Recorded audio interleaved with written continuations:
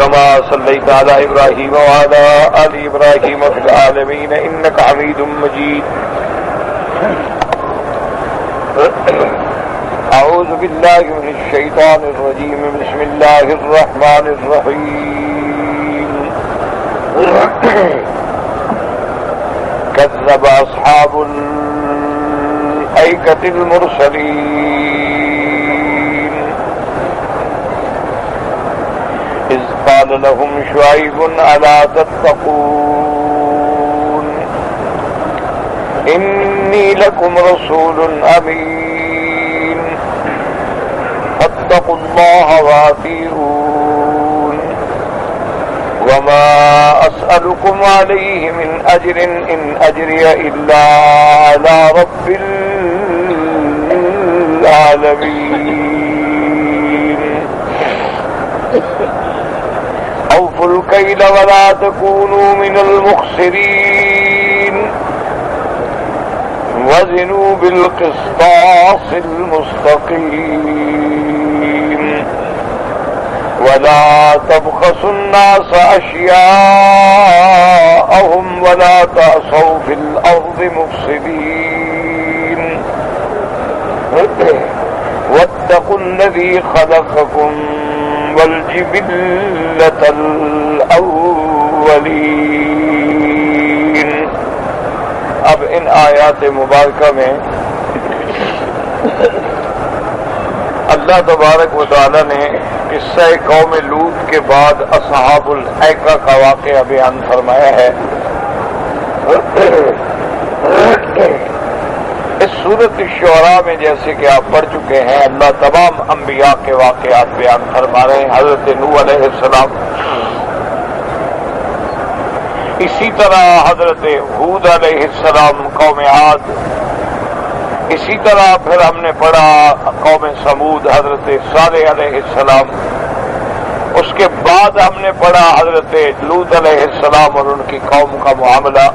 اب ذکر ہے اصحاب الایکہ کا. اصحاب الایکہ جو ہے بعض علماء نے فرمایا کہ یہ اصحاب مدین ہیں. اصحاب مدین اور اصحاب ایکہ ایک ہے. بعض آیات میں جیسے اللہ نے فرمایا وَإِلَىٰ مَدْيَنَ أَخَاهُمْ شُعَيْبًا، مدین کے پاس حضرت شعیب کو نبی بنا کے بھیجا. تو اس لیے بعض علماء فرماتے ہیں کہ اصحاب الایکہ اور اصحاب مدین جو ہے وہ ایک ہیں. اصحاب الایکہ اصل میں اس لیے کہتے ہیں، ایکہ کہتے ہیں کہ جہاں بہت درخت ہوں اور وہ درخت ایسے آپس میں جڑے ہوئے ہوں. تو اصل ایک ایسی جگہ تھی کہ جہاں ایسے درخت تھے، درختوں کا ایک بہت بڑا گھنا جنگل تھا اور جھنڈ تھا، اور اس میں وہاں ان کی مورتیاں تھیں جن کی وہ عبادت کرتے تھے. اس وجہ سے ان کو اصحاب الایکہ کہا گیا. پھر اس قوم کی جو سب سے بری عادت تھی، جیسے قوم لوط کی عادات کا پڑھ چکے ہیں، اس قوم میں یہ تھا کہ یہ ماپ تول میں کمی کرتے تھے. کیا مانا؟ اگر دیتے تو ایسے اوزان بنائے ہوئے تھے کہ دینے کے اور تھے اور لینے کے اور. دینے کے وقت میں کم دیتے اور لینے کے وقت میں زیادہ دیتے. اسی طریقے سے ناپ تول میں بھی کمی کرتے، یعنی کوئی چیز پیمائش والی ہے وہ دینا ہے تو کم دیتے، لینا ہو تو زیادہ دیتے. تو ان کا سب سے بڑا جو جرم تھا، سب سے بڑی چیز تو شرک ہے. اس کے بعد اعمال کی حد تک ان کا کہ وہ تطفیف کرتے تھے، وزن میں بھی، ناپ تول میں بھی، ہر قسم کے پیمانے میں. اور اللہ تبارک و تعالیٰ کا حکم ہے کہ ہر چیز جو ہے وزن والی ہو، ناپ تول والی ہو، گن کے دینے والی ہو، پیمائش کر کے دینے والی ہو، عدل کے ساتھ، بالکل انصاف کے ساتھ، کہ بالکل ڈنڈی نہ مارے، بالکل کسی کو نقصان نہ پہنچائے. حتیٰ کہ علماء نے فرمایا ہے کہ ایک آدمی مثلا 8 گھنٹے کا ملازم ہے، لیکن 8 گھنٹے کے اندر وہ چائے پیتا ہے، دوستوں سے باتیں کرتا ہے، تو یہ بھی تکلیف ہے کہ اس نے 8 گھنٹے کامل وقت جو ہے وہ طے کیا ہوا ہے کہ میں اس تنخواہ کے عوض میں 8 گھنٹے کام کروں گا. لیکن اب وہ 8 گھنٹے میں 2 گھنٹے تو چائے پینے میں گزار دیتا ہے اور دوستوں سے گزار دیتا ہے اور میٹنگوں میں گزار دیتا ہے، تو قیامت میں پکڑا جائے گا. اور اسی طرح امام مالک رحمۃ اللہ علیہ فرماتے ہیں کہ تطفیف جو ہے اس کا تعلق صرف لینے دینے ماپ تول میں نہیں ہے، ہر چیز میں ہے۔ مثلا ایک آدمی نماز پڑھ رہا ہے لیکن جلدی جلدی ٹکرے مار رہا ہے، تو یہ بھی تطفیف ہے کہ جو اس نے ارکان کا حق دینا تھا وہ حق ادا نہیں کیا، کہ اس کو چاہیے تھا کہ وہ رکوع، سجود، قیام، تشہد، ہر چیز آرام سے ادا کرتا، لیکن اس نے جلدی جلدی ٹکریں ماری ہیں، تو یہ بھی تطفیف ہے، یہ بھی اس نے خلاف عدل کام کیا ہے۔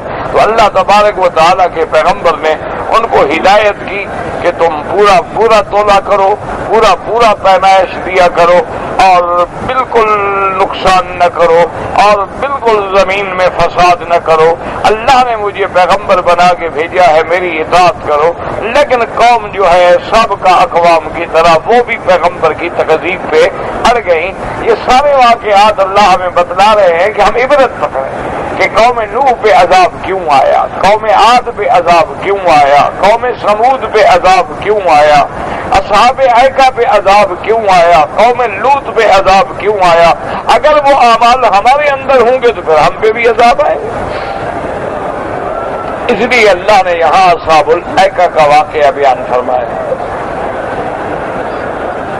فرماتے ہیں کذب اصحاب الایکۃ المرسلین اذ قال لهم شعیب الا تتقون انی لکم رسول امین فاتقوا اللہ واطیعون وما اسألکم علیہ من اجر ان اجری الا علی رب العالمین۔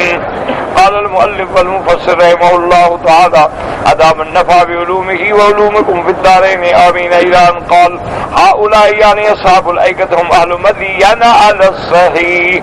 اب مفسر رحمۃ اللہ علیہ فرماتے ہیں کہ اصحاب الایکہ سے مراد جو ہے وہ اصحاب مدین ہے، یہی صحیح اقوال ہے۔ وقال نبی اللہ شعیب من انفسهم، حضرت شعیب علیہ السلام ان میں سے تھے۔ وانما لم يقل ها هنا اخوهم شعیب لانهم نسبوا الى عبادة الایکة وشجرة۔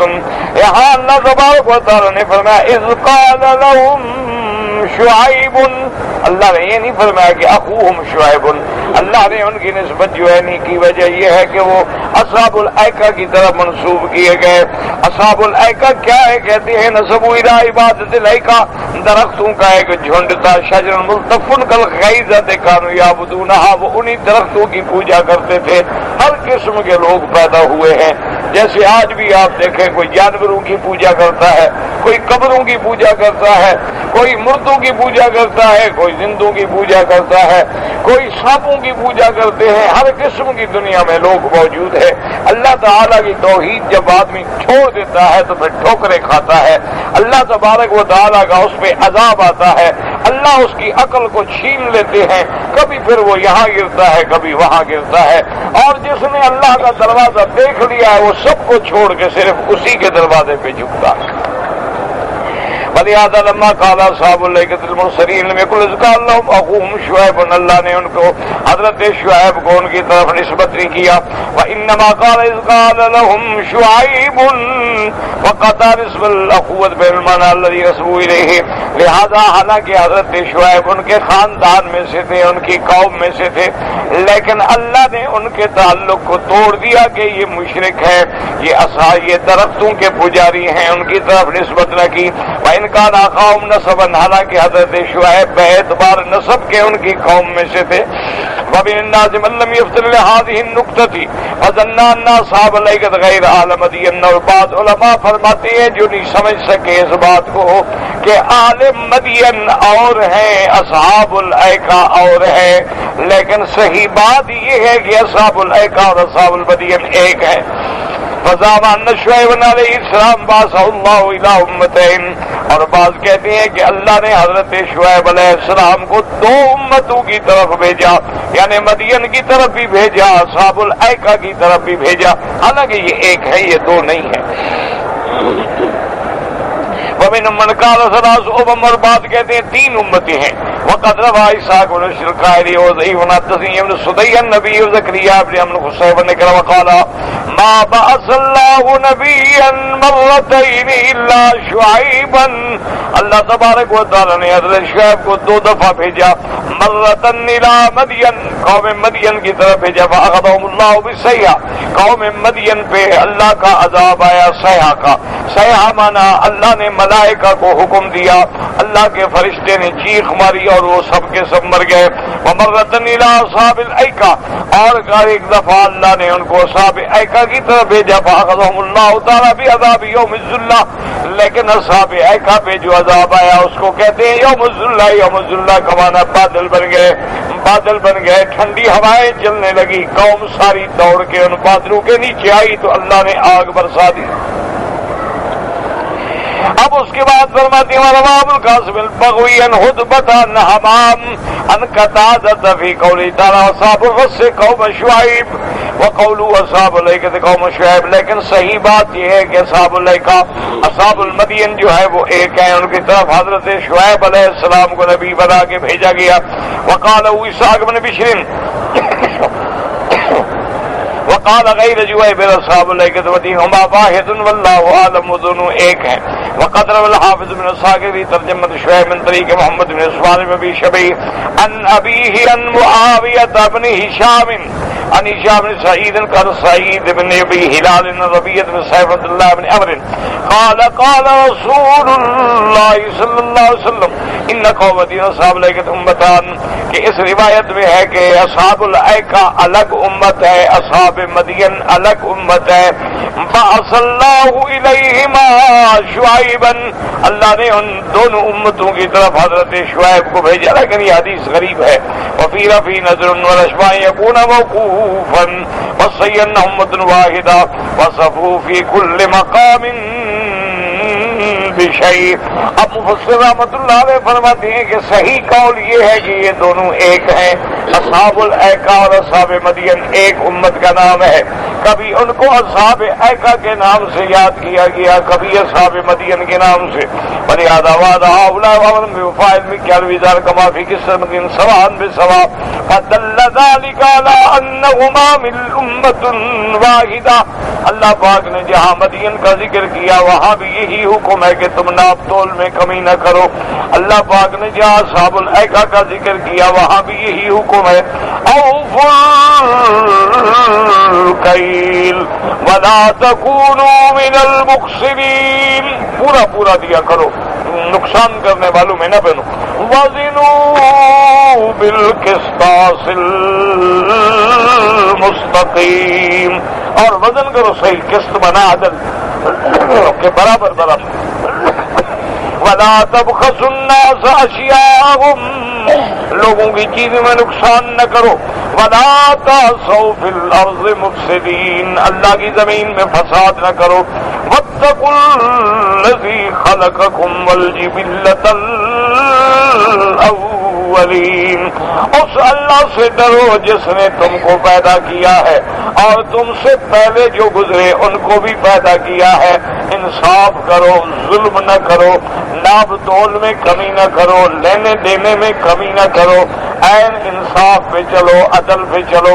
یامرہم علیہ السلام بإیفاء المکیال بالمیزان، اللہ کے پیغمبر نے آ کے ان کو حکم دیا کہ چیزیں وزن والی ہوں یا چیزیں پیمائش والی ہوں، انصاف کرو.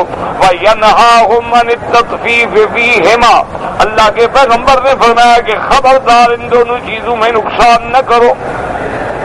وقال اوفوا الکیل ولا تكونوا من المخسرین. اذا دفعتم الناس فقبلوا الکیل لهم، جب تم لوگوں کو دو تو پورا دو. ولا تبخسوا الکیل فتؤتوه ناقصا، ایسا نہ کرو کہ دینے کے وقت میں تو تھوڑا دو اور لینے کے وقت میں زیادہ دو. جیسے بعض لوگ جو ہیں اللہ معاف کرے انہوں نے دو ترازو بنائے ہوئے ہوتے ہیں. بعض لوگوں نے وزن تولنے کی جو پیمانے ہیں وہ دو بنائے ہوئے ہیں، دینے کے لیے اور ہیں اور لینے کے لیے اور ہیں. تو یہ ظلم ہے اور اللہ حکم دیتے ہیں کہ عدل کرنا چاہیے. ولیکن خذوا کما تؤتون، اسی طرح لو جس طرح دیتے ہو. وآتوا کما تأخذون، اور اسی طرح دیا کرو جیسے تم نے ان سے لیا ہے. وزنوا بالقسطاس المستقیم. اور بعض علماء فرماتے ہیں کہ قسط جو ہے یہ لغت حبشہ کا لفظ ہے، عدل حالانکہ یہ عربی لفظ ہے کیونکہ اللہ نے قرآن جو ہے عربی اتارا ہے. انا جعلناہ قرآنا عربیا لعلکم تعقلون. قسط بنا ہوتا ہے عدل. ان اللہ یحب المقسطین. اللہ انصاف کرنے والوں کو محبوب رکھتے ہیں. ایک لفظ ہوتا ہے قاسط. قاسط کا معنی ہوتا ہے ظالم. اما القاسطون فکانوا لجہنم حطبا. جو ظلم کرنے والے ہیں وہ تو جہنم کا ایندھن بنیں گے. لفظ قاسط الگ ہے، مقسط الگ ہے. مقسط معنی عدل کرنے والا، قاسط معنی ظلم کرنے والا. دونوں میں بہت بڑا فرق ہے.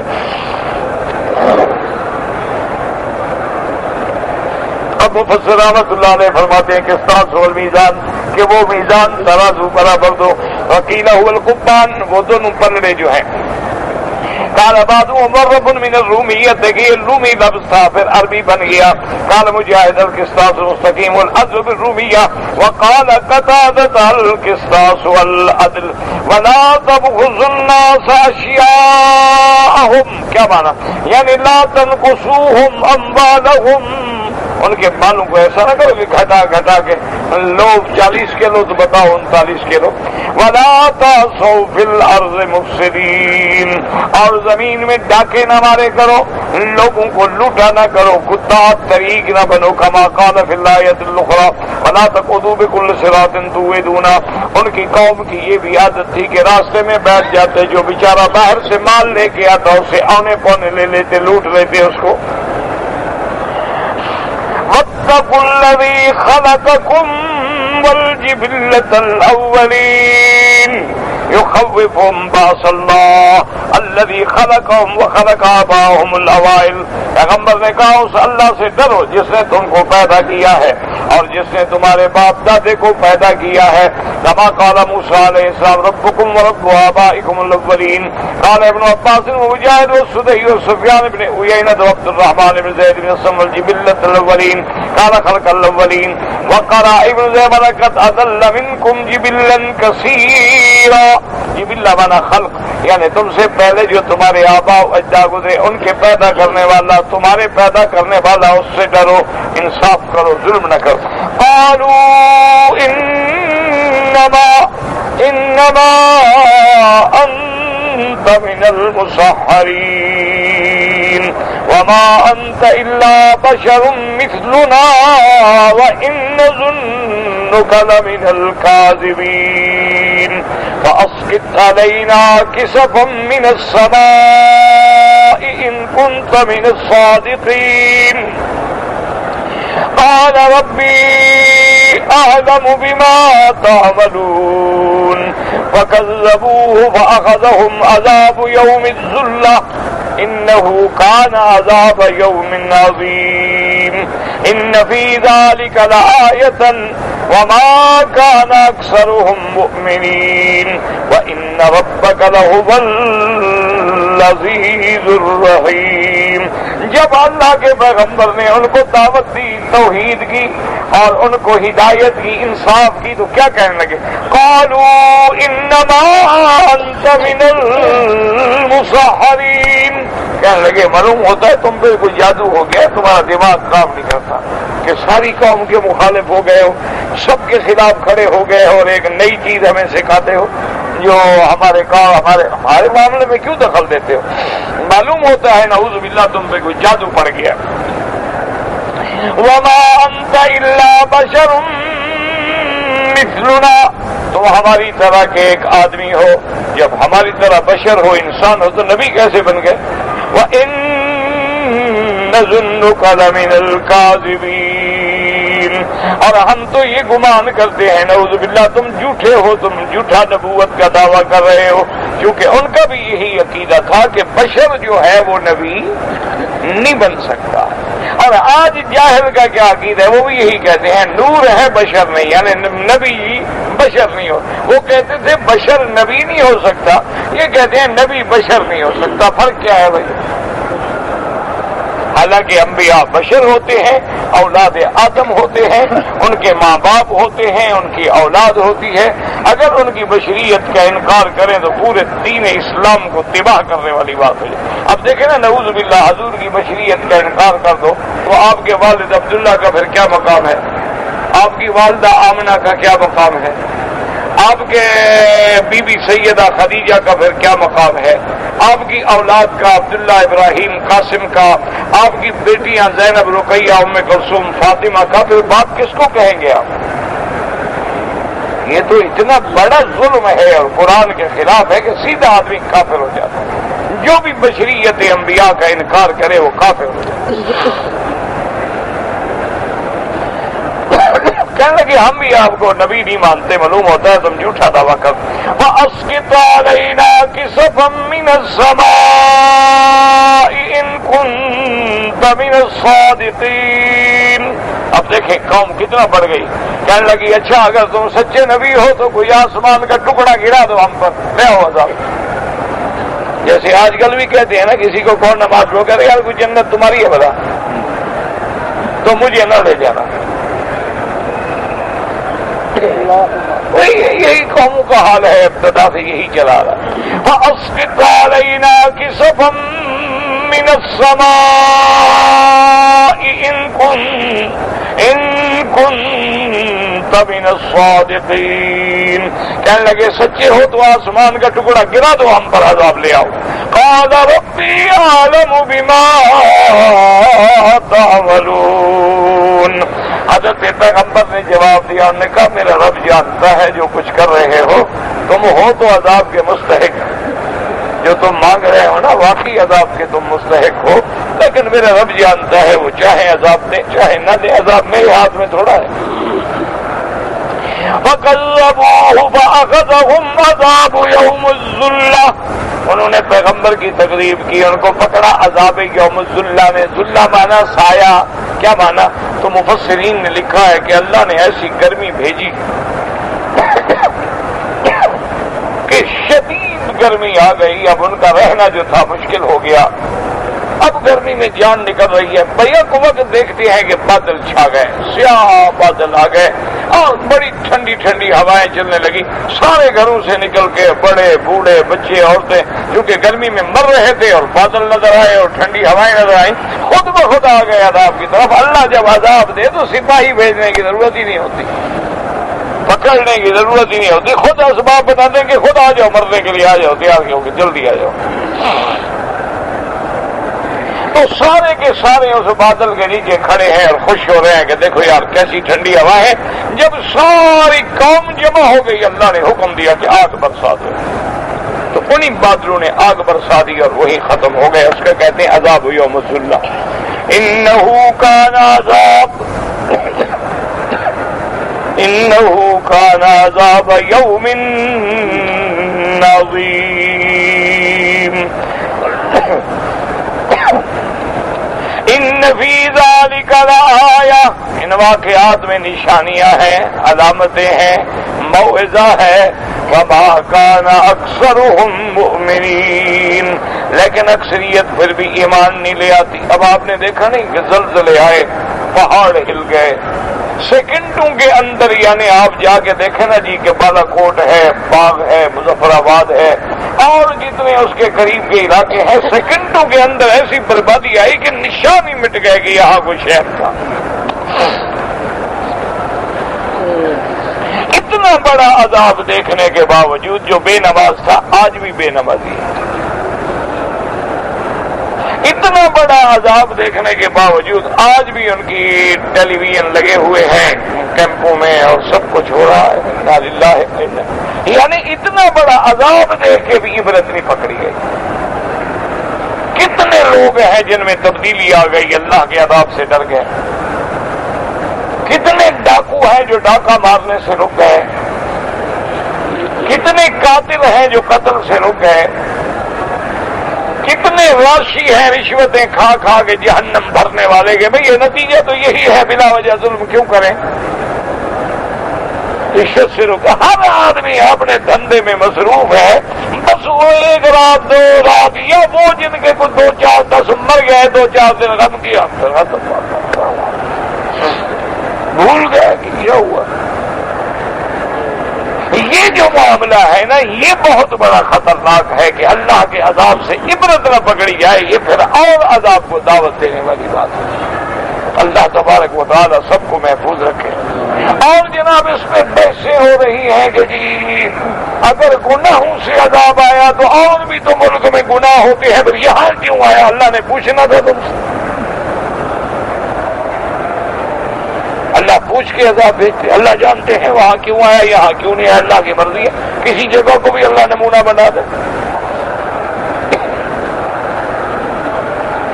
اس لیے قرآن نے یہ سارے واقعات بیان کیے ہیں کہ قوم نوح پہ کیوں عذاب آیا، قوم عاد پہ کیوں عذاب آیا، قوم سمود پہ کیوں عذاب آیا، قوم لوط پہ کیوں عذاب آیا. اور آج بھی وہ عذاب کے نمونے ہماری آنکھوں کے سامنے کہ پہاڑ اپنی جگہ سے سرک گئے، ہل گئے.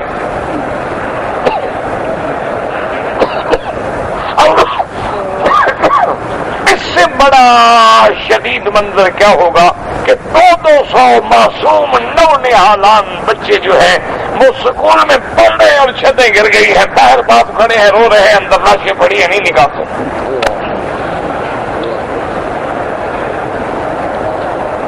کیا عبرت پکڑ لی ہم نے. کتنے لوگ ہیں جن کی زندگی اللہ کے ڈر سے دین کی طرف آ گئی، کتنے لوگ ہیں جو مجموعی طور پہ اللہ کے دروازے پہ گر گئے اور توبہ کر لی، کتنے لوگ ہیں جو اللہ کے عذاب سے کانپ گئے، لرز گئے، خوف میں آ گئے. 1 2 دن 4 دن 5 دن 10 دن خلاص سلام علیکم بھول گئی.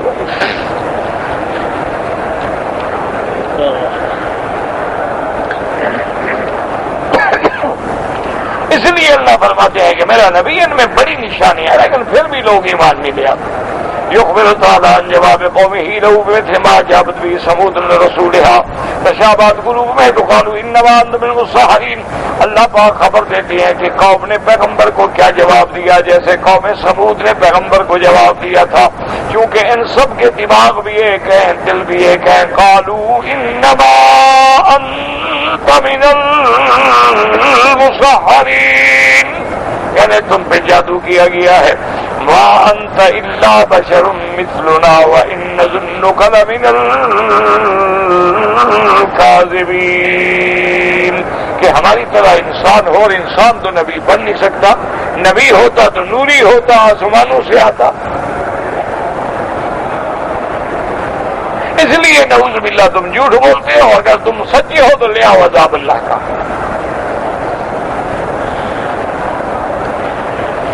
تتعمد الكذب فيما تقولوه لأن الله أرسلك إلينا، اللہ نے نہیں بھیجا، تم خود نعوذ باللہ جھوٹ بولتے ہو. فأسقط علينا كسفا من السماء، کسف مانا ٹکڑا، جانباً اے جانباً من السماء، کہتا ہے کہ تم نے سوا کرو عذاب من السماء، آسمان سے عذاب لے آؤ. وهذا شبيه بما قالت قريش بما أخبر الله عنهم في قوله تبارك وتعالى، جیسے کہ قریش مکہ نے میرے محبوب دو عالم حضور کی خدمت میں بھی مکے کے قریش آئے، انہوں نے بھی کہا تھا قالوا لن نؤمن لك حتى تفجر لنا من الأرض حتى تفجر لنا من الأرض ينبوعا. کہنے لگے محمد مصطفیٰ صلی اللہ علیہ وسلم ہم آپ پہ ہرگز ایمان نہیں لے آئیں گے یا ہمارے سامنے زمین سے چشمے جاری کریں. اگر یہ نہیں کر سکتی او تسقط السماء كما زعمت علينا كسفا، یا آسمان سے ہم پر ٹکڑا گرا دیں.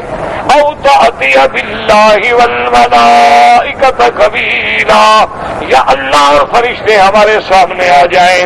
اور دوسری آیت میں کہنے لگے محمد مصطفیٰ صلی اللہ علیہ وسلم اگر آپ سچے ہیں اور ہم جھوٹے ہیں، قالوا اللهم ان كان هذا هو الحق من عندك، اگر یہ سچ ہے فأمطر علينا حجارة من السماء، اگر یہ سچ ہے ہم سے آسمانوں سے پتھر برسا دو.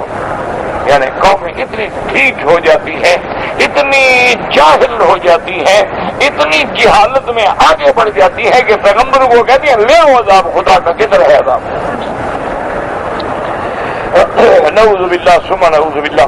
وہکذا قال هؤلاء الكفار الجهلاء ان جاہلوں نے بھی یہی کہا فاسقط علینا کسفا من السماء قال ربی اعلم بما تعملون يقول الله اعلم بكم ان كنتم تستكبرون اذاكم ويزار لكم وهكذا وكم انشاكم وصالوا جار رفاقا۔ اب مفسر نے فرمایا میرا رب جانتا ہے تم کیا کہہ رہے ہو، تم کیا کر رہے ہو، وہ جانتے ہیں، وہ جب چاہیں گے اس کے مطابق تم پہ سزا دیں گے۔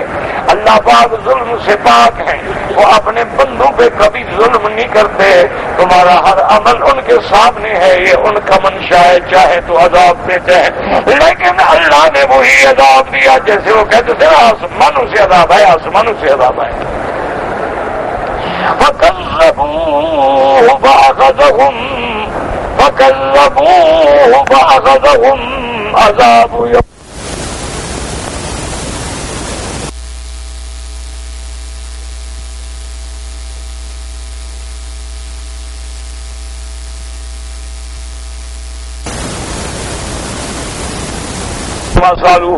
جیسے کہ انہوں نے سوال کیا تھا کہ آسمان سے ٹکڑا گرائے۔ فإن اللہ سبحانہ وتعالی جعل عقوبتهم نصاب وحر عظیم مدت 7 ایام، اللہ نے ان پہ گرمی مسلط کر دی، 7 دن شدید گرمی، لا یمکن من شیء، کسی چیز سے وہ گرمی رکتی نہیں تھی۔ ثم اقبلت الیہم صحابۃ اذلتهم، پھر ایک بادل آیا، بادل آ کے ان کو ان کے اوپر آ گیا، وجعلوا ينطلقون الیہ من الحر، سب کی سب قوم جو تھی وہ اس جنگل کے اس بادل کے نیچے اکٹھی ہو گئی۔ فلما اجتمعوا كلهم تحتها، جب سب کے سب اس بادل کے نیچے آ گئے، ارسل اللہ تعالی علیہم منها شرر من نار الحر واحد عظیما، اللہ نے حکم دیا کہ ان پر آگ برسا دو، اسی بادل نے پھر آگ برسا دی۔ ورجفت بهم الارض، اور زمین زلزلے میں آ گئی۔ وجاءتهم صیحة عظیمة، اور صیحہ چیخ آئی، اذہقت ارواحهم، ان کے روح نکل گئے، سب کے سب ختم ہو گئے۔ انه کان عذاب یوم عظیم۔ وقذک اللہ تعالی صفت الہم ثلاثۃ مواطن، اب مفسر رحمۃ اللہ علیہ فرماتے ہیں کہ ان کی ہلاکت کا قصہ اللہ نے 3 مقام پہ بیان کیا ہے۔ کل موطن بصفت تناسب ذلك السیاق، وفی الاعراف ذکر انہم اخذتهم الرجفہ، سورۃ اعراف میں آتا ہے کہ ان کو رجفہ نے پکڑا، فاصبحوا فی دارہم جاثمین، وذلك لانہم قالوا لنخرجنک یا شعیب والذین آمنوا معك من قريتنا أو لتعودن في ملتنا فأرجفوا نبي الله ومن اتبعه فأخذتهم الرجفة، انہوں نے جیسے پیغمبر کو ڈرایا اللہ نے بھی ان پہ رجفہ، ان پہ خوف مسلط کیا۔ اور سورۃ ہود میں فأخذتهم الصیحہ، کیونکہ انہوں نے پیغمبر سے مذاق کی تو ان پر بھی چیخ مسلط ہوئی، کہنے لگے الصلاۃ تأمرک ان نترک ما یعبد آباؤنا او ان نفعل فی اموالنا ما نشاء انک لانت الحلیم الرشید۔ قالوا ذلك لسبيل تحكم وناسب ان تاتيهم سيئة تسقطهم، قال فأخذتهم الصيحة وها هنا قالوا فأسقط علينا كسفا من السماء على وجه التأنت والإناد، فناسب أن يحقق عليهم ما استفادوا وقوعه، فأخذهم عذاب يوم الذلة إنه كان عذاب يوم عظيم۔ اللهم نجنا من عذابك، لا تعذبنا بذنوبنا، اللهم لا تهلكنا بذنوبنا، لا تمنع عنا بذنوبنا فضلك يا ارحم الراحمين۔ کہتے ہیں کہ جب ہم گائے، بھیڑ، بکری، مرغی ذبح کرتے ہیں تو ہم کو کیسے تکبیر کرنی، بسم اللہ اللہ اکبر بس، اور کیسے پڑھنی چاہیے، کتنا دفعہ پڑھنی چاہیے؟ 1 دفعہ کافی ہے، یہ تھوڑا ہے کہ 10 دفعہ پڑھو، یہاں جیسے کھڑے ہو جاتے ہیں نا حجر اسود پہ اللہ اکبر اللہ اکبر اللہ اکبر، معلوم ہوتا ہے نکال رہے ہیں، بلا رہے ہیں، جیب میں ڈال کے لے جائیں گے، کیا کریں؟ تو بس بسم اللہ اللہ اکبر بات ختم ہو گیا۔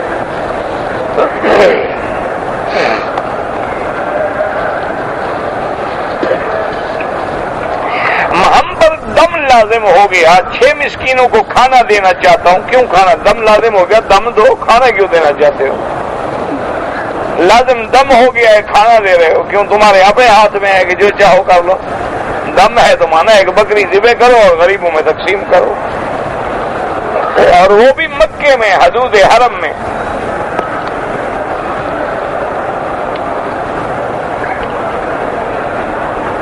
میرا بھائی ہے وہ عرفان احمد ذہنی بیمار ہے، اللہ شفا عطا فرمائے، اللہ ہر بیمار پہ رحم فرما، اللہم اشفنا واشف مرضانا ومرضى من اوصانا واستوصانا ومرضى المسلمین۔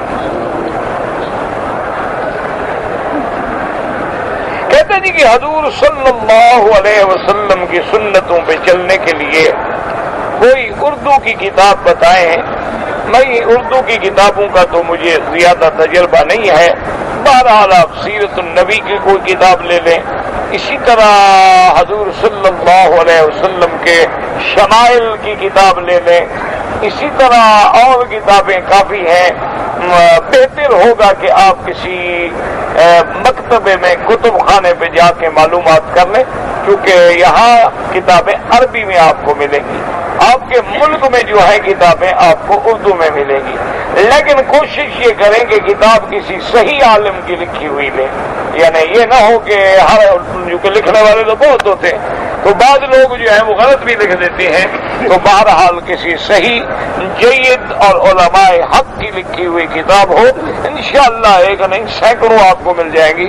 مجھے اردو کی کتابوں کا زیادہ نام نہیں آتا۔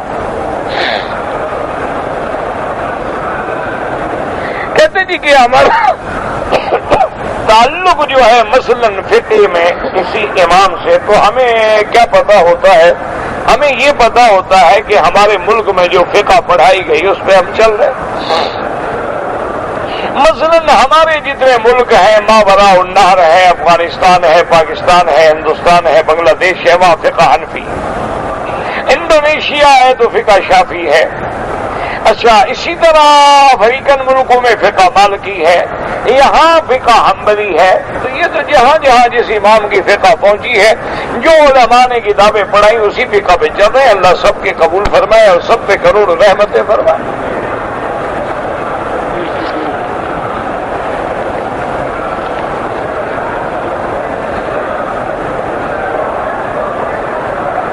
کعبہ شریف کے طواف کرنے کے بعد ہم نے حجر اسود کو بوسہ دیا نہیں، کعبے کے طواف کے دوران بوسہ سنت ہے، بعد میں تو بوسہ نہیں دینا ہے، اور نہ ہی کعبے کے چاروں طرف کسی اور جگہ بوسہ دینا سنت ہے، صرف حجر اسود سے سنت۔ اور بھی اگر کسی جگہ بوسہ دیا جائے تو بدعت ہے، حضور پاک نے بوسہ نہیں دیا۔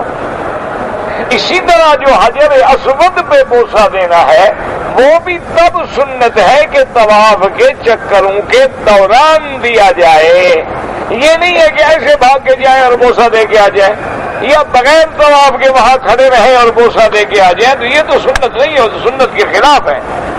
سنت ہی یہ ہے کہ طواف میں موقع ملے بوسہ دے تو نہ ملے چلے جاؤ، کوئی بات نہیں۔ حجر اسود کے بوسے کے لیے حاجی کو دھکے لگے، کپڑے پھٹ جائیں، 2 گھنٹے لائن لگنا پڑے، عورتوں سے ٹکرانا پڑے، بوسہ ضرور دے گا لیکن داڑھی بھی ضرور مڈائے گا، اس کا کیا حل ہے؟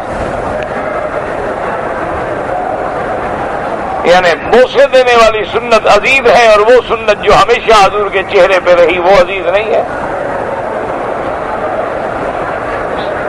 نہیں، مجھے ایک بات بتائیں کہ داڑھی مڈانے سے آپ کی شکل حضور سے ملے گی یا مخالف ہو جائے گی؟ تو پھر قیامت میں کس کے ساتھ اٹھنا چاہتے ہیں؟ سوچ لیں، آپ نے معمولی گناہ سمجھا ہوا ہے داڑھی مڈانا، ایسے عام چیز ہے۔ اللہ کا نبی فرماتا ہے جو شکل ہوگی اللہ قیامت میں حکم دیں گے کہ ان کے ساتھ کھڑا کرو ان کو۔ تو اب خود اندازہ کر لیں کہ تمام انبیاء داڑھی والے، صحابہ داڑھی والے، تابعین داڑھی والے، محدثین داڑھی والے، فقہاء داڑھی والے، قراء داڑھی والے، ائمہ داڑھی والے، اہل بیت داڑھی والے، اولیاء اللہ داڑھی والے، تم کس کے ساتھ کھڑے ہو گئے؟ خود فیصلہ کر لیں، چھوڑیں مولویوں کی باتوں کو، مولویوں کی پہلے تم نے کون سے مانی ہے کہ آپ مان لیں گے؟ حجر اسود کا بوسہ اتنی بڑی سنت ہے، اور ہر سنت، اب دیکھیں بوسہ دیا ہٹ گئے، لیکن داڑھی تو ایسی سنت مؤکدہ ہے کہ ایک سیکنڈ کے لیے بھی حضور کے چہرے سے جدا نہیں ہوئی۔ اب 2 رکعت آپ نے مغرب کے بعد سنت پڑھی، پڑھ لی، ختم ہو گئی، ہٹ گئے۔ عشاء کے بعد آپ پڑھیں گے 2 رکعت سنت، پڑھ لی، چھوڑ دی، گھر چلے گئے۔ لیکن داڑھی مبارک تو ایسی سنت ہے نا کہ جو پیدا ہونے سے لے کر وفات تک حضور کے سینے پہ رہی۔ اور ایک بات کا بھی فیصلہ کریں کہ تمہارا ایک ہے اندھی محبت، اندھی محبت عقیدہ کیا ہے کہ ساری اللہ کی مخلوق میں میرے مدنی محمد مصطفیٰ جیسا جمال والا، کمال والا، خوبصورت کوئی بندہ پیدا ہوا ہے؟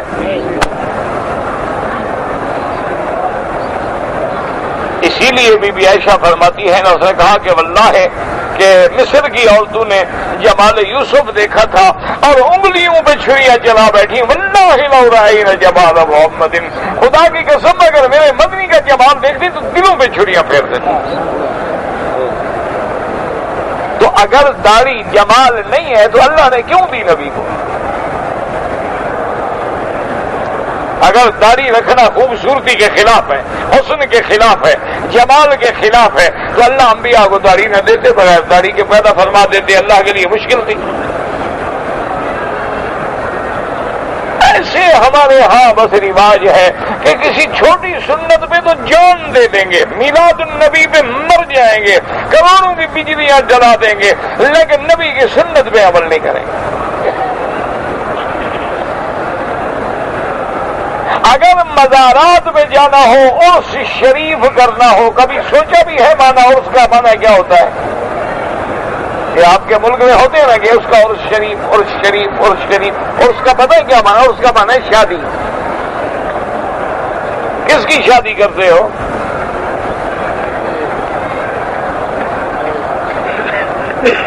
کوئی عقل کرو، خدا کا خوف کرو۔ آپ یہاں مکے میں ہیں، کوئی لغت کی کتاب دیکھ لو، عریس کہتے ہیں دولہا، عروسہ کہتے ہیں دلہن، عرس کہتے ہیں شادی۔ تو اصل عقیدہ ان کا کیا ہوتا ہے؟ یہ کہتے ہیں بزرگ مرتے نہیں ہیں، وصال فرماتے ہیں۔ وصال مانا اللہ سے مل گیا تو شادی تو کرنی ہے نا ہر سال۔ خوف خدا کرو، کیا عقیدے بنا رکھے ہیں؟ خدا کو کیا جواب دو گے؟ قبر نہیں آئے گی، حشر نہیں آئے گی، وہاں تم سے پوچھیں گے کہ تم کس جماعت کے بندے تھے، وہاں تو جناب فرشتے کھڑے ہو کے پوچھیں گے کہ من ربوں کا، بڑے توحید کا مسئلہ سمجھاؤ۔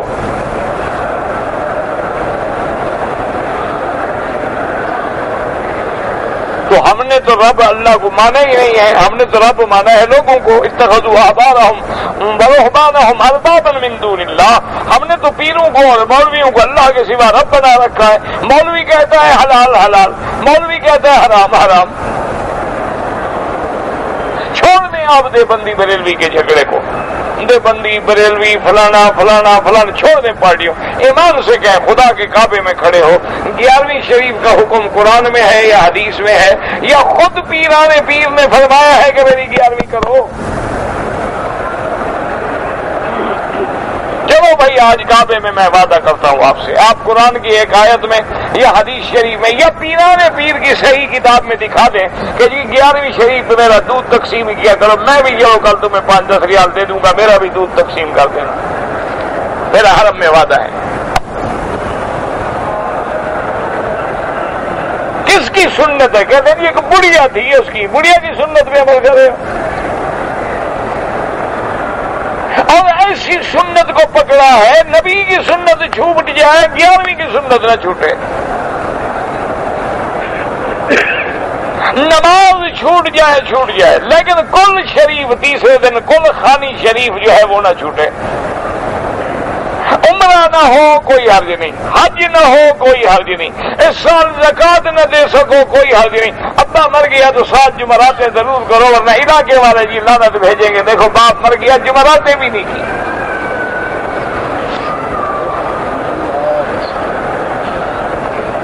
یہ کیا ہے؟ ہندوؤں کی رسمیں ہیں، وہی پرشاد ہے، ان کے مندروں میں بٹتا ہے اور ہمارے قبروں پہ بٹتا ہے، فرق کیا ہے؟ وہ پرشاد کہتے ہیں، تم لنگر کہتے ہو، وہ دیوی دیوتا کے نام پہ چڑھاتے ہیں تو مرشد کے نام پہ چڑھاتے ہو، وہ دیوی دیوا کے چرنوں میں آ کے جانور ذبح کرتے ہیں تو مرشد کے مزار پہ جا کے جانور ذبح کرتے ہیں، فرق کیا ہے؟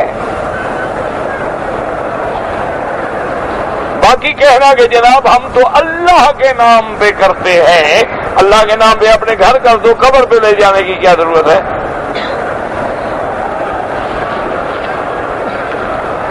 نہ چلو ہم جب کوئی جانور ذبح کریں خرید کریں، یہ ثواب قبروں میں مردوں کو ہم خود پہنچائیں گے ساتھ نقد لے کر، ثواب جا کے کہ حضرت ثواب آ گیا لے لو، یا کون دے گا ثواب؟ ہاں جی، اچھا ثواب تو تب ملے گا جب اللہ قبول ہی کرے، جب حرام ہے ثواب کیسا؟ بدعت کا عذاب ہوگا یا ثواب ہوگا؟ کل بدعت ضلالہ وفی روایت کل ضلالۃ فی النار، کہ ہر بدعت گمراہی ہے اور ہر گمراہی جہنم ہے، تو وہ تو عذاب ہے، تو ہم دے کیا رہے ہیں ان کو؟ ایک رواج ہے، پڑ گیا ہے، پھولوں کی چادر چڑھاؤ، ہندو چڑھاتا ہے مسلمان بھی چڑھاتا،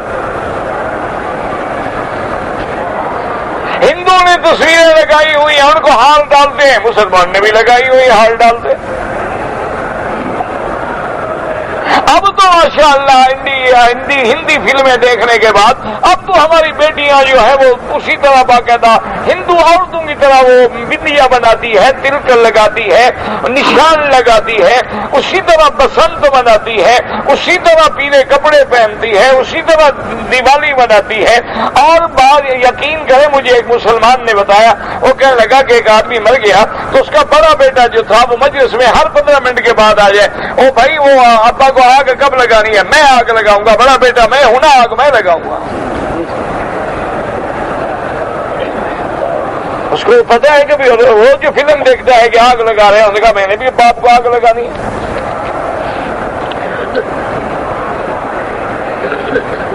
انا للہ و انا الیہ راجعون۔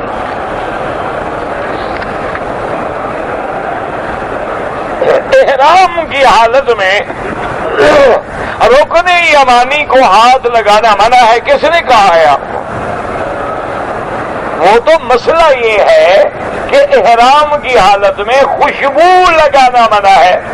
رکن یمانی یا حجر اسود پہ لوگ عطر لگا دیتے ہیں، تو احرام کی حالت میں احتیاط کرو کہ کہیں عطر لگا ہو تو تمہارے ہاتھ کو نہ لگ جائے، نہیں لگا ہوا لگائے، کوئی منع نہیں۔ اچھا غلطی سے لگ بھی جائے جا کے دھو ڈالو، بس کوئی بات نہیں۔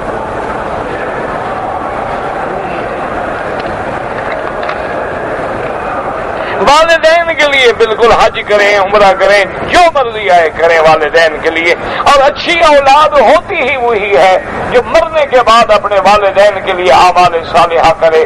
حضور نے فرمایا کہ فَوَلَدٌ صَالِحٌ يَدْعُو لَهُ، دعا کرے، خیرات کرے، صدقات کرے، ان کے لیے حج کرے، اللہ قبول فرمائے۔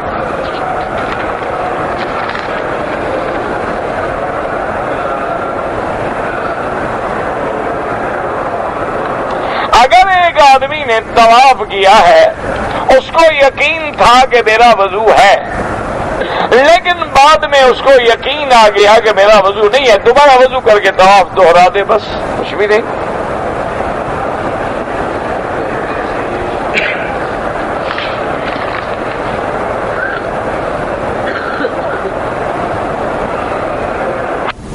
کمپنی میں مجھے کام ملا ہے، وہاں جتنے لوگ ہیں وہ کام نہیں کرتے، میں کرتا ہوں تو مجھے بھی منع کرتے ہیں کہ نہ کرو، تم نے اپنے اللہ کو جواب دینا ہے، تمہیں ان کے ساتھ کیا غلط ہے؟ تم اپنا ڈیوٹی کرتے ہو، حق ادا کرو، ورنہ قیامت میں پکڑے جاؤ گے۔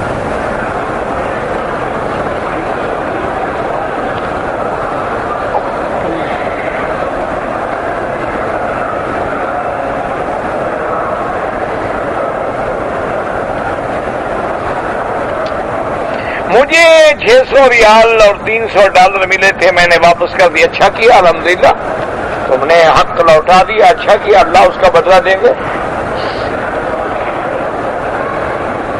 ہمارے رشتے داروں میں نوجوان لڑکیاں ہیں، ہماری محرم نہیں ہیں، ان کو ہم کوئی ہدیہ دے سکتے ہیں، ان کے ماں باپ کو تو لڑکیوں کو ضروری دینا ہے تمہیں نا، لڑکیوں سے کیوں ڈیلنگ کر رہے ہو؟ ڈائریکٹ ڈیلنگ پہ تو نہ جاؤ نا، ماں کو دے دو کہ تمہاری بیٹی کے لیے لایا ہوں،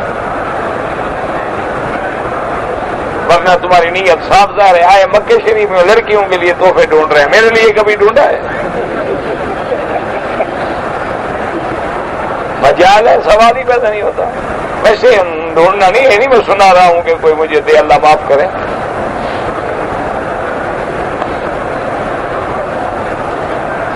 اگر میں نے احرام کی حالت میں طواف کیا لیکن کندھا نکالنا بھول گیا، کوئی بات نہیں، بھول گیا، ثواب نہیں ملے گا، گناہ کوئی نہیں۔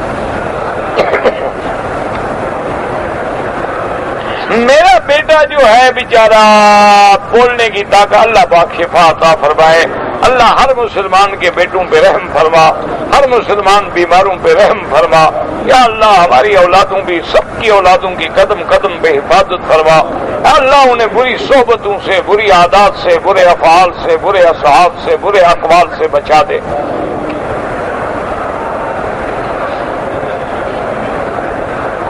کہتے جی کہ پاکستان سے جو عورتیں آ رہی ہیں عمرے کے لیے، وہ ایسا کپڑا پہنتی ہیں کہ بدن نظر آتا ہے، ماشاءاللہ وہ عمرے کے بجائے لعنت لے کے گھر جائیں گی انشاءاللہ۔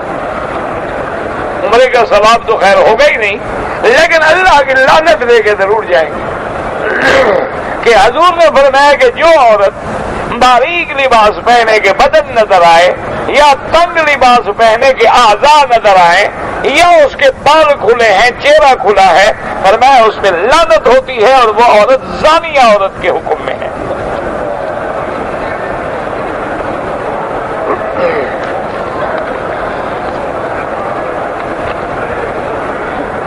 نماز کے دوران میں سجدے کی جگہ نظر ڈالیں، کیونکہ نماز بندگی ہے، عاجزی ہے، تذلل ہے۔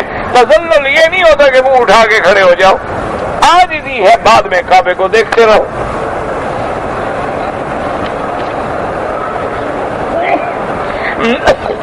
میرے پاس سونے کی چین ہے اور انگوٹھی ہے، پہلے تو آپ کا پہننا حرام ہے، مرد کے لیے سونا پہننا حرام ہے، انگوٹھی میں پہنے، چین میں پہنے، گھڑی کے میں پہنے، پین گولڈن رکھے، سب حرام ہے۔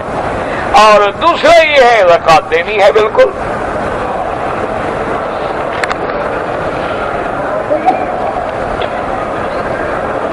کہتے ہیں کہ میں نے سنا ہے ایک مولوی صاحب سے کہ جو اللہ کے دین کی دعوت دیتے ہیں اس کو اللہ کی آمد میں 25 لاکھ حوریں دیں گے، وہ 70 ہی کافی ہے، 25 لاکھ میں کیوں جا رہے ہو؟ یہ جو گھر والی بیوی ہے یہ جو ملے گی انشاءاللہ یہی کافی ہے۔ یہ تم نے جو سنا ہے کسی نے گھڑا ہے، کوئی نہ حدیث ہے نہ کوئی فرمان ہے۔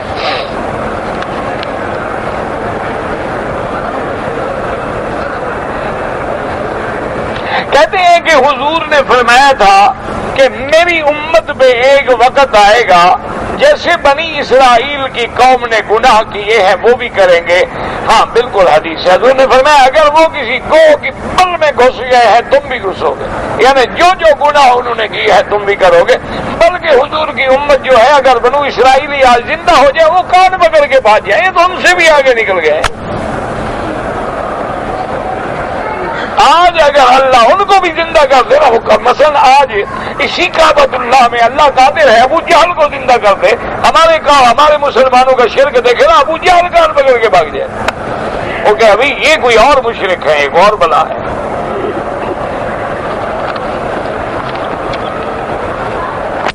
لوگ غلط سوال کرتے ہیں، اللہ ہدایت دے میرا بھائی، سوال تو کرتے ہیں نا، بعض لوگوں کا مقصد ہوتا ہے سوال کرنا، بعض لوگوں کا مقصد ہوتا ہے شرارت کرنا، بعض لوگوں کا مقصد ہوتا ہے فساد کرنا، بعض لوگوں کا مقصد ہوتا ہے اللہ کے حرم میں آگے چسکا لینا۔ یہ تو قیامت میں خدا کو ہر کوئی جواب دے گا نا۔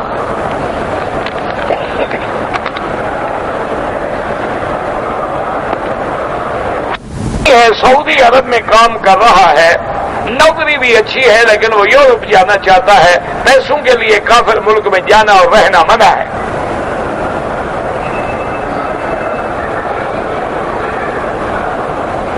آپ تبلیغ کے لیے جانا چاہتے ہو تو جاؤ، دین کا کام کرنے کے لیے جانا چاہتے ہو تو جاؤ، یہ تو نہیں کہ پیسہ کمانا ہے۔ پھر یورپ کی کیا ضرورت ہے؟ پیسے کمانے یہودیوں کے پاس زیادہ ملیں گے۔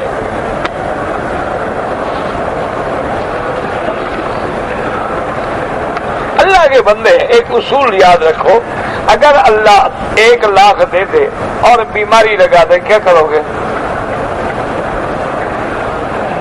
اس وقت دنیا میں تقریباً جو بڑے لوگ ہیں نا، یعنی عالمی سطح پہ جو بڑے لوگ ہیں ان میں فورڈ ہے، جن کی ایک گاڑیاں کمپنیاں شمپنی آپ نے دیکھی، اس کی زبان کا اللہ نے ذائقہ چھین لیا ہے، یعنی وہ کھائے اس کو پتہ نہیں لگتا میٹھا ہے پھیکا ہے مرچ ہے نمک ہے گھاس ہے روٹی ہے، پتہ نہیں لگتا۔ وہ اپنی جائیداد کا 1/4 حصہ 1/2 دینے کے لیے تیار ہے کہ صرف زبان کا ذائقہ واپس کر دو، کوئی نہیں آ سکتا۔ اس کے لیے گھاس بھی برابر ہے، پراٹھا بھی برابر ہے۔ اتنی بڑی دولت ہے، خدا کھانے نہیں دیتا۔ کتنے بڑے آدمی آپ نے دیکھے ہیں، مل آنر ہیں، بڑی بڑی ملیں ہیں اور بڑی بڑی پارٹیاں کرتے ہیں، سینکڑوں ڈشیں ہوتی ہیں، خود بیٹھے ہوتے ہیں ایسے دیکھ رہے ہوتے ہیں، بھائی کیوں نہیں کھا رہے جی؟ شوگر ہے۔ اچھا یار یہ تو کھا لو، اس میں میٹھا نہیں ہوگا جی، نہیں بلڈ پریشر بھی ہے۔ اچھا بھائی اس میں تو بلڈ پریشر ہونے کا نہیں جناب، کولیسٹرول بھی ہے۔ اللہ عذاب دیتا ہے کہ دیکھتے رہو، دینے کے بعد میں تمہیں نہیں کھانے دیتا۔ ایک غریب ہے سارا دن پتھر پہ کام کرتا ہے، شام کو 5 کلو گھی پی جائے کچھ بھی نہیں ہوتا۔ یہ اللہ دکھاتے ہیں، تم مانتے نہیں ہو نا خدا کو، اس وقت مانتے ہو جب ڈنڈا لگے اور مر جاتے ہو، پھر ماننے کا فائدہ کوئی نہیں۔ اسلام میں میلاد النبی بدعت ہے۔ اگر اسلام میں جائز ہوتا تو سب سے پہلے حضرت ابو بکر فرماتے، حضرت عمر عثمان علی فرماتے، اہل بیت نبی فرماتے۔ ہاں جو رشتہ دار فوت ہو گئے، ہم نے قرآن پڑھا ثواب دیا، بالکل ٹھیک ہے، اللہ دیں گے ثواب۔ اور دعا جب مانگیں تو کسی صدقے وسیلے سے نہیں، سیدھی اللہ سے مانگیں۔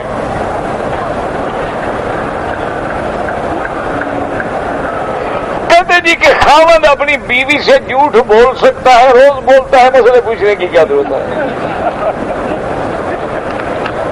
وہ ایک جج نے پوچھا نا ایک مجرم سے، اس سے پوچھا کہ دیکھو بات سیدھی کرنا، جھوٹ بولو گے تو جہنم جاؤ گے۔ اس نے کہا سر اگر سچ بولوں گا پھر بھی تو جیل جاؤں گا نا۔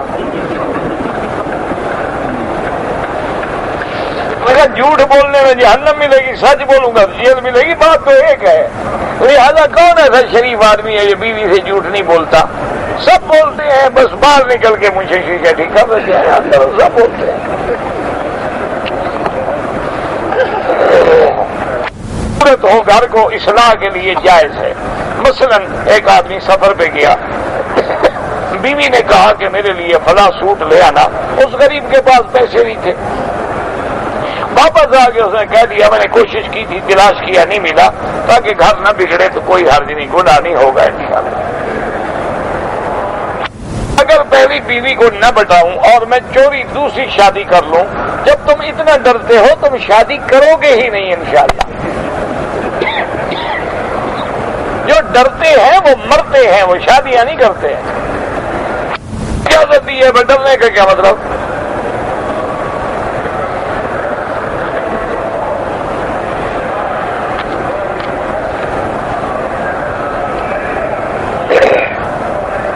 آیت الکرسی اور سورۃ یاسین، بہرحال میں نے بتایا ہوگا، مجھے بھی یاد نہیں، وہ کیسٹ لے کے سن لیا کرو۔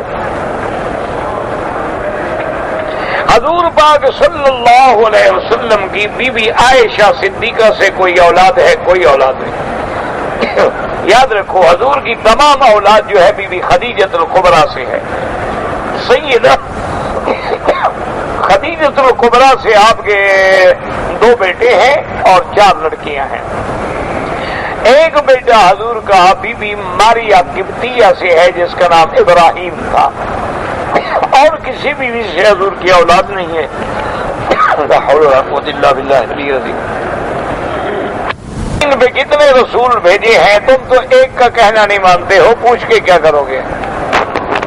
313 بھیجے ہیں، تم نے تو ایک نبی کی شکل چھوڑ دی ہے، تو باقی کہنا تو کہنا رہ گیا. تمہیں نہ نبی کی شکل محبوب ہے، نہ کپڑا محبوب ہے، نہ پگڑی محبوب ہے، نہ لباس محبوب ہے.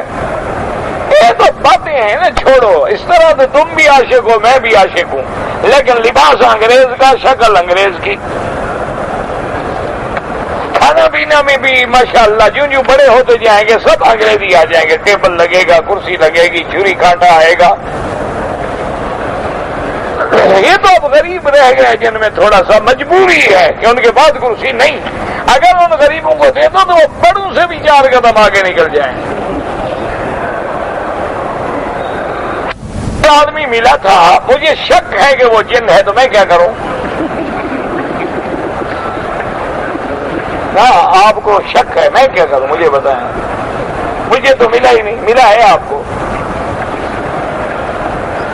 اب اس کا کیا علاج ہے مجھے بتاؤ جی.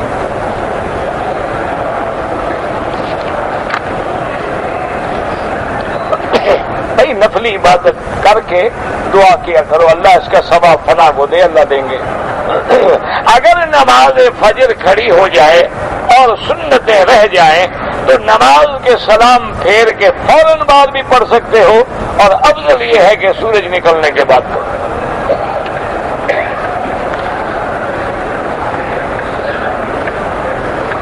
داڑھی جو ہے ایک مشت لمبا ہونا جو ہے وہ ضروری ہے. بعض علماء تو بالکل اطلاق مطلق حدیث پہ عمل کر کے لمبی بھی رکھتے ہیں.